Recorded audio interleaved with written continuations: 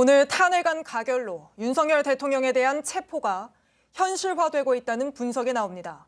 계엄령의 2인자 국방부 장관이 구속되고 이후 대통령실 압수수색이 시도되는 등 윤 대통령에 대한 직접 수사가 사실상 시작됐기 때문입니다. 서복현 기자입니다. 검찰과 경찰 등 수사기관들은 하나같이 윤석열 대통령을 123 내란 사태의 우두머리로 지목했습니다. 윤 대통령의 직접 내지 순차적인 지시에 따라 위법적인 비상계엄이 실행됐다고 판단한 겁니다. 김용현 전 장관과 군 사령관들, 경찰 수뇌부까지 잇따라 신병 확보에 나서면서 이제 윤 대통령에 대한 사법 처리에 관심이 집중됩니다. 윤 대통령을 즉각 체포해야 한다는 목소리는 시간이 지날수록 커지고 있습니다. 실제 경찰은 체포도 검토하겠다는 입장입니다. 탄핵안 가결로 대통령의 권한이 권한대행에게 넘어가는 만큼 강제 수사의 부담도 덜었습니다.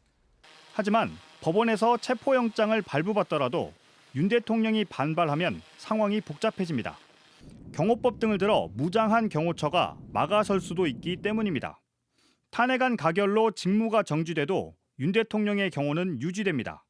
사상 초유의 현직 대통령에 대한 체포 시도인 만큼 참고할 전례도 없습니다. 이 경우 대통령 권한 대행에 결단이 필요합니다. 가장 중요한 건 뭐냐면 경호처가 누구 지시를 받느냐인데 대통령의 권한을 일체가 넘어갑니다. 경호처가 대통령 상의하지 않고 권한 대행을 상의하겠죠.